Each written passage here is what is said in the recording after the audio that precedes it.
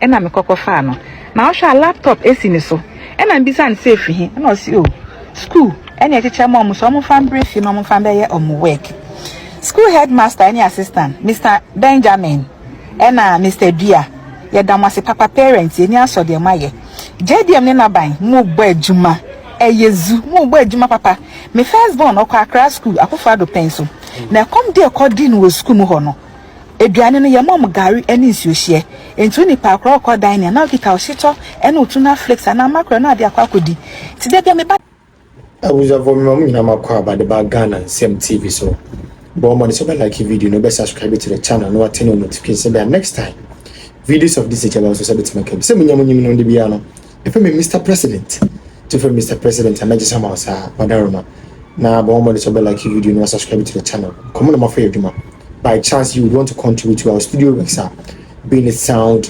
internet lights everything but you reach out through number and that's it yes abe can be there was so na ena me kokofa no na ohwa laptop esi ni so ena mbisa nse efi na osi o school ena echeche mom so mo fan brief no mo fan be ye work school headmaster any assistant Mr. Benjamin ena Mr. Dia ye damase papa parents eni aso de maye JDM ne naban mo gbo adwuma eyezu mo gbo adwuma papa me first born okwa Accra school akofo ado penso na come dey according wo school mu ho no eduane no ye mom gari eni nsuo hye entu ni pa akro okọ dan na okita ohito eni otuna flex na makro na ade akwakodi ti de me ba ne frame ya na complaini ti me kofa we me bisa ne se omo edide mu ti se o se ma oma yo bla yo ne milk wache ni kosia dokro ni sade obi ade baako na se nani enno anwuma dia meti asemi mam hu dream you. Can you believe say free SHS for nkwala make sure say last batch ni because ade amose mo nto aso. Can you believe say na do the laptops egu ho man nkwala no. Emma obi laptop ni hyehyɛ ne bag mu mesrɛ mo enye one school. Osi akwala na se man no kan ya merɛ hu ye osi madam ne ka kyerɛ mo say na di gu ho ma mu na o twɛn se mo bebe school na teacher fo ni ayifo ni nyina nyame hyira mo. Because we see the mismanagement etimi de bibi massa mo from school for na books na egu na asai bibi na egu na asai we do ma cheche laptops ama akwala bia so mo ko digitalization ti na note no madam ha ne ho ntrongu board so e wo computer ni mu they say Wi-Fi fully. I don't know whether it's all secondary schools Mr. Mo akwala bia won sa ka bibia mama menye video the first time me anase mo posti. It is still possible. Nana dwene nkwala ne ho. What me akotutu nanadu statue atimi asai no. Hey, school kakra di betua munti. School kitwa bi nti mo se mo mpe globalization, mo mpe digitalization. And kwa laptop bi esi ntro note. Bibia ko na bibia gu opeso research no use Wi-Fi say. Me ra ho na nanya mi sha wate. Se nana se or the charm was some buy yam fam mamu. School penny for so dinocracy so the amount qualado. Nana, it is still possible. It is still and still possible. And so we do this in 3, in 2, and in 1. Behold, the future of Ghana's education. It is the launch of the Ghana Smart School project.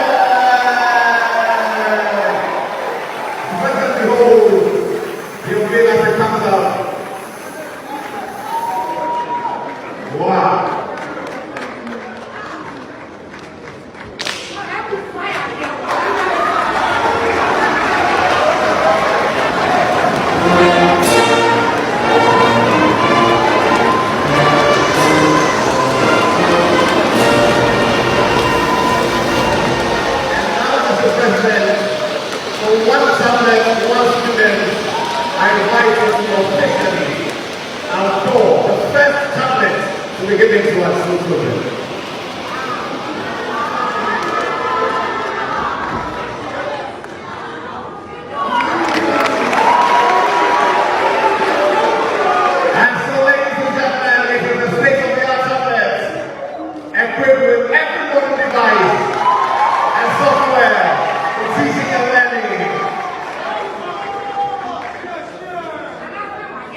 Mr. President, your children have...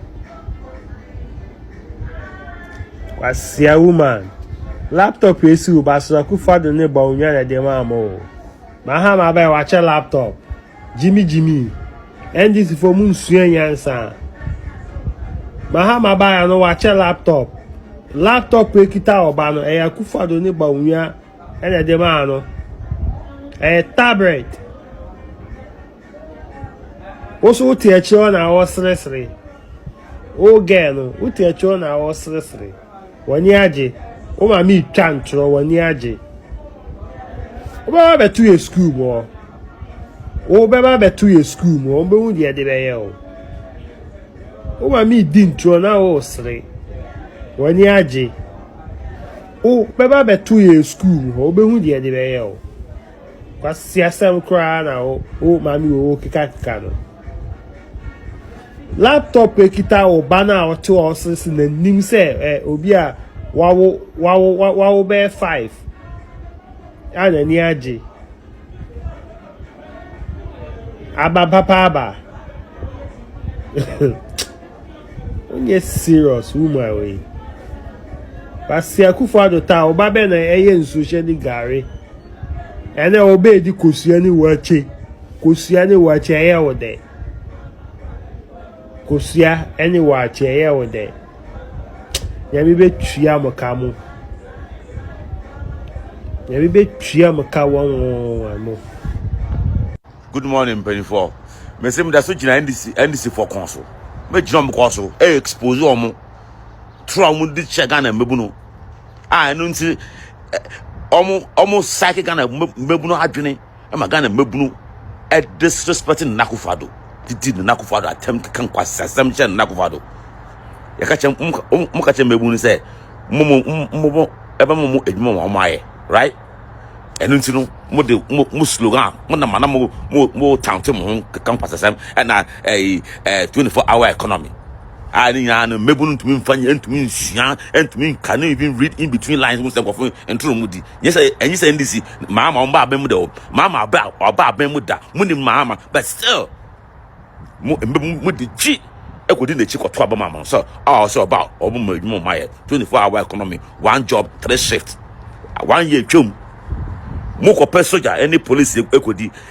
Mama asked any sabine, asked that turn forms on imparcel, on to be funny for more than 5,000, but our turn forms over 500,000, over 500,000 at my Ghanaian youth. Oh, we no. No, what son is so what fat the crabby on one of a crabby no.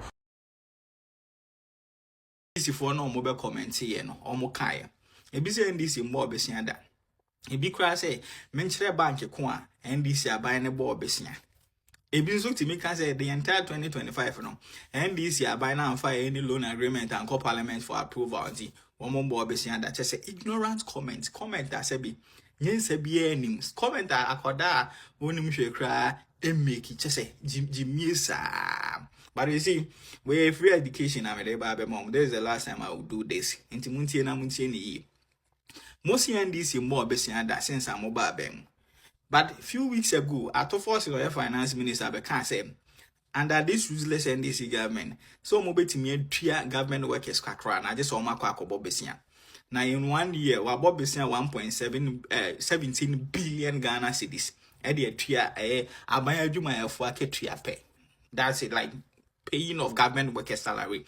17 billion Ghana cedis converted by US dollars. We are talking about somewhere 1.7 billion US dollars. But that is not even the point. Yamfa tonchen, yamfa non tonchen. The Bible tell how NDC are buying about 11.9 billion US dollars a cano. Okay? Akufado efiri abem Akufado efiri abem na your debt stock and be 48 billion US dollars and I mean no can say your debt stock every akwa could do 61.3 billion or so US dollars. Yeah, ended 2025 December 2025 December with debt stock of 641 billion Ghana cedis. That's 641 billion Ghana cedis converted back. That is 61.3 billion US dollars. And see, NDC are by now added 11.93 billion Ghana US dollars in just 1 year. And also, my boy, January 2025. NDC aban no e catch the yin na say for 2025 omobobo besia 200 billion Ghana cedis. At the time, the exchange rate near 14 cedis to $1. Until we are conversion, we are talking about 17 to 18 billion US dollars for just 2025. And on there, we see enormous on the domestic capital market through the issuance of a T-bill, treasury bill. And that is Abuja mamunyina makwa about the Bagana and some TV so. But one so like if you know subscribe to the channel, no attend notification by next time.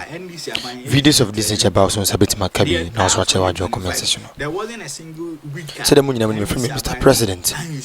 Madaroma, if by chance it may offer you feel impressed with our works.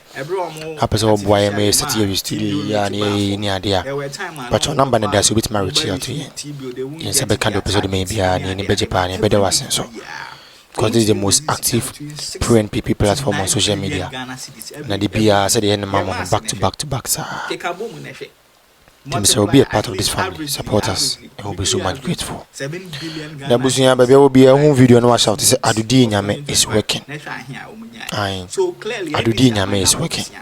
Now Zungu boys be ne some other guys be a 2024 omuyi omoyem tu omonsi wo etwa yewura another than go for the friend a friend dia kese a friend dia ya a share ne ya wo social media and the confusion si omontemo confusion change pa si omontemo ibimpo mo yonko kwa ni mahwem na yi na confusion si omontem nyana na say enne ya yewura na nadu nko fado enia ban mo akotena fi yewura na nadu nko fado ni Dr. Laj Mahmoud Baumia enia ban mo akotena fi jo ma home afeno yiwo mu yewura John Dramani ma mo hu say na 5 billion na ba ma tomo color TV akoto black and white so that was the premise ma tomo kenti papi akwakoto broni wo atade na on se emre wo ye ninka so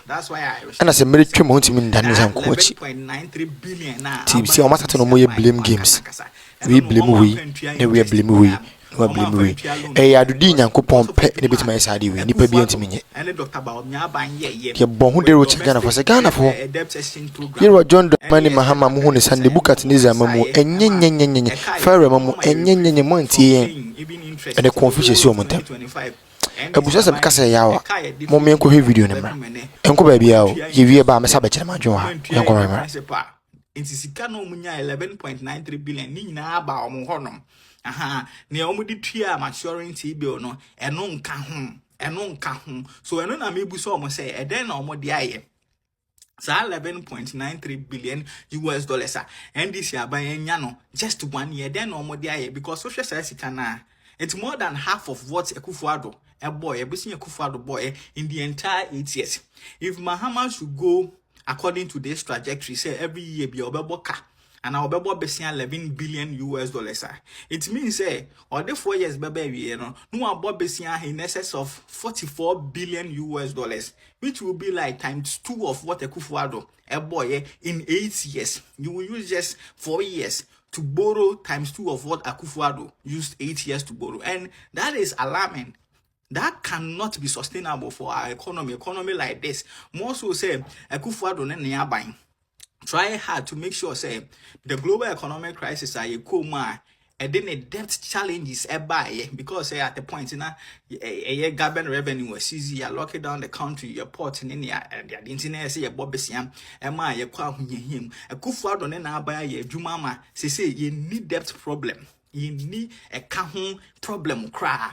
But if Mahama continue on this trajectory, it means or the end call back into that gatesa, the global economic crisis at the Ghana, and that is what some of us here raise concerns about, and also asking the tough question, say, oh Bob then what they are.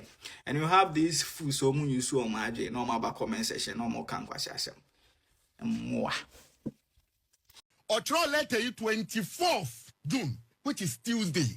And the PPA board will patch say, now say one day, now can letter now Zumi Mame or say, we refer to your letter, blah, blah, blah, no about at the second emergency board meeting of the seats board held on the on Tuesday 24th June 2025 na say Tuesday corona na board ni timi tra so say Ghana yesika twetwero dio yesika twetwere die 11 million Ghana cedis yemfa master ndobi wafa okay there be mianka Frank Mante say what tra say aboa this criminal conductor and you